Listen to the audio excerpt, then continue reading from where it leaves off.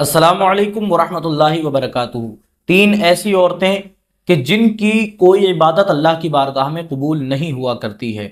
जी हाँ, जिस तरह के मर्दों की एक फहरिस्त है और तमाम लोगों की एक फहरिस्त है, उसी तरह से तीन ख़ास औरतें ऐसी हैं कि जिनकी कोई इबादत अल्लाह की बारगाह में कबूल नहीं होती। नमाज तो बहुत बड़ी चीज़ है, कोई छोटी मोटी इबादत भी उनकी कबूल नहीं हुआ करती है उनकी कुछ गलतियों की वजह से। वो क्या है, आइए आज की इस वीडियो के अंदर इंशाल्लाह हम उस बात को क्लियर करेंगे। आखिर तक इस बात को आप सुने तवज्जो के कानों से और यही इल्तिजा करें अल्लाह ताला से कि अल्लाह पाक हमें सही दीन समझने की, सीखने की और फिर उस पर अमल करने की तौफीक अता फरमाए। तो देखिएगा, एक औरत जो है वो हज़रत इमाम जाफ़र सादिक के पास में आई और आने के बाद में कहती है कि मुझे ये बताइए कि वो कौन सी औरतें हैं जिनकी इबादतें अल्लाह की बारगाह में कबूल नहीं हुआ करती हैं। तो हज़रत इमाम Jafar Sadiq the great philosopher, आप क्या इरशाद फरमाते हैं? हज़रत ने इरशाद फरमाया कि तीन ऐसी औरतें हैं कि जिनकी इबादत अल्लाह की बारगाह में कबूल नहीं हुआ करती है। वो कौन कौन सी तीन औरतें हैं, आइए उनका तज़किरा करते हैं। नंबर एक, पाकी और नापाकी में फ़र्क न करने वाली औरत। जी हाँ, आजकल ये चीज़ जो है अब तो इस टाइम में बहुत ज़्यादा आम हो चुकी है कि देखिए वॉशिंग मशीन वगैरह है, अभी एक औरत के नापाक कपड़े हैं, उसने धो डाले और उसको पता ही नहीं चला कि ये कपड़े पाक हुए हैं भी हैं क्या नहीं हुए हैं। अब वो नापाक कपड़ों से आदतें अपनी उन कपड़ों को पहन करके अंजाम दे रही है और उसके बाद में ये सोच रही है कि मैं तो नमाजें पढ़ रही हूँ या मैं रोज़े रख रही हूँ। तो फिर ऐसी इबादत जो कि कपड़ों का जिसमें दखल रहता हो, वो इबादतें अल्लाह की बारगाह में कैसे कबूल होंगी? अल्लाह तबारक व तआला के प्यारे रसूल अलैहिस्सलातु वस्सलाम ने पाकी को आधा ईमान बताया है, आधा ईमान साबित किया है। तो प्यारे आका अलैहिस्सलातु वस्सलाम ने जिस चीज़ को आधा ईमान बताया हो, जब वही चीज़ हमारे जिस्म पर नहीं है तो फिर हम बाकी की फिक्र कैसे करेंगे जब हमारा आधा ईमान ही हमारे साथ नहीं है। तो इसलिए पाकी और नापाकी का ख्याल रखना बहुत ज़्यादा ज़रूरी है। हज़रत इमाम जाफ़र सादिक फरमाते हैं कि मेरे नाना जान सय्यदुल आलमीन रहमतुल लिल आलमीन सरकार सल्लल्लाहु अलैहि वसल्लम जब मेराज शरीफ में तशरीफ़ ले गए ना, तो आपको जन्नत और जहन्नम की सैर करवाई गई थी। तो उस सैर के अंदर आपने जब जहन्नम को देखा तो जहन्नम के अंदर आपने कुछ जो है औरतों को देखा कि उनके पैर जो हैं बालों से बंधे हुए हैं और उनकी जो ये घुटने हैं ये उनकी छातियों से बंधे हुए हैं।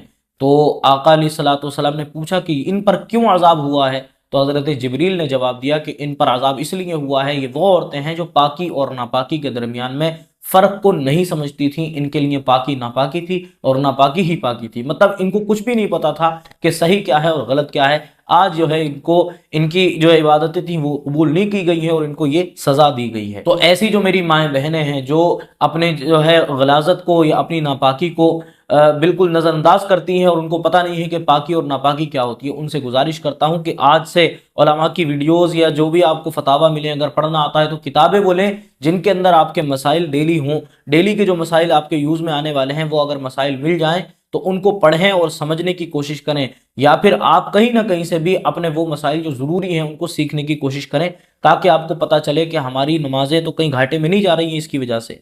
अब आइए नंबर दो पर फरमाया कि वो औरत की जिसके बाल जो हैं खुले हुए मतलब रहते हों, कि वो नमाज पढ़ती है तो उसके बाल दिखते हों, ऐसी औरत को भी क्या है, उसकी इबादतें नमाजें अल्लाह की बारगाह में कबूल नहीं हुआ करती। आजकल ये भी फैशन है कि बिल्कुल छलनी जो है वो दुपट्टा पहन लिया और उसके दूर से ही जो है गेट में घुसते ही किसी शख्स को बाल दिख रहे हैं और उसमें जो है नमाज हो रही है। तो साहब ऐसी नमाजें अल्लाह की बारगाह में कबूल नहीं होती। औरत को हुक्म यह है कि वो इस तरह के बाल बांधे कि अपने जब सर पे दुपट्टा रखे तो उसके बाल इस तरह से बंधे हों और छुप जाएं कि उस बाल का एक जर्रा भी जो है उसकी बालों की स्याही बिल्कुल बाहर को ना दिखती हो। इसलिए पुरानी औरतें जो हैं वो मोटे दुपट्टे का इस्तेमाल करती थी, लेकिन आजकल जो है फैशन में जिस तरह से हर चीज़ चल रही है तो नमाज का भी फैशन बना लिया गया है। देखिए आप दुनिया के कितने फैशन कर लें, लेकिन इबादतों में जो अल्लाह ताला ने बाउंड्रीज बनाई है उन बाउंड्रीज से बाहर आप नहीं निकल सकते हैं, उसके अंदर ही रह करके आपको जो है अपने काम अंजाम देने होंगे।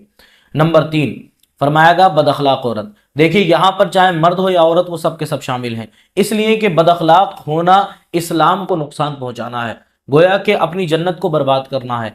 इसलिए कि आका अलैहिस्सलातु वस्सलाम की बारगाह में एक सहाबी रसूल आए, कहते हैं या रसूल अल्लाह, वो कौन सी चीज़ है जिसके ज़रिए जन्नत वाजिब हुआ करती है, मुझे बताएं उस चीज़ के बारे में कि अल्लाह ताला उस चीज़ के बदले मुझ पर जन्नत को वाजिब फरमा दे। तो प्यारे आका अलैहिस्सलातु वस्सलाम ने फरमाया अलैका बिहुस्निल कलाम, तुम पर वाजिब है, लाजिम है, जरूरी है कि तुम लोगों से अच्छे लहजे में बात किया करो।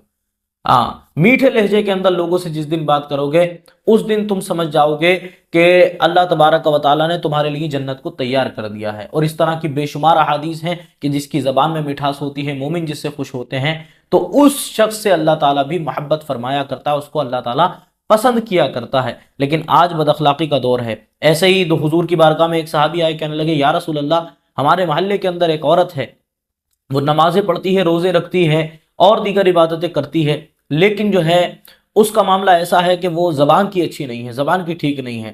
تو آقا علیہ الصلوۃ والسلام نے فرمایا کہ امید ہے کہ اللہ تبارک و تعالیٰ اس کے نماز، روزوں، عبادتوں کے ذریعے اس کو کسی دن اچھا اخلاق عطا فرما دے اور اس کے اخلاق کی وجہ سے اس کو جنت عطا فرما دے۔ اللہ اکبر۔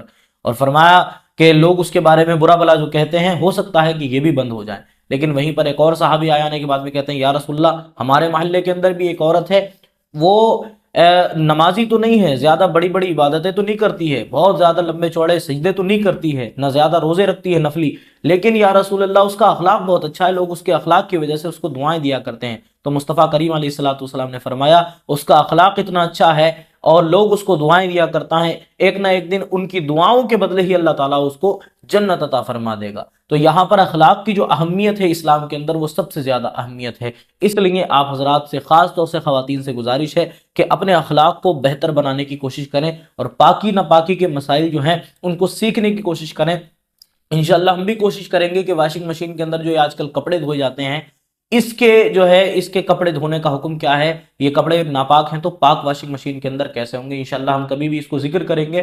اور باقی جو ہے جب بھی دوپٹہ وغیرہ اوڑھیں تو وہ ایسا دوپٹہ ہو کہ جس کے اندر سے آپ کے بال نہ دکھتے ہوں۔ اللہ تبارک و تعالیٰ سے دعا کرتا ہوں اللہ تعالیٰ ہماری تمام بہنوں کو، ماؤں کو صحیح دین سیکھنے سمجھنے کی اور اس پر عمل کرنے کی توفیق عطا فرمائے، اور اللہ تعالیٰ ہماری ناقصی صحیح لیکن ان عبادتوں کو اپنی بارگاہ میں قبول فرمائے۔ آمین۔ السلام علیکم ورحمۃ اللہ وبرکاتہ۔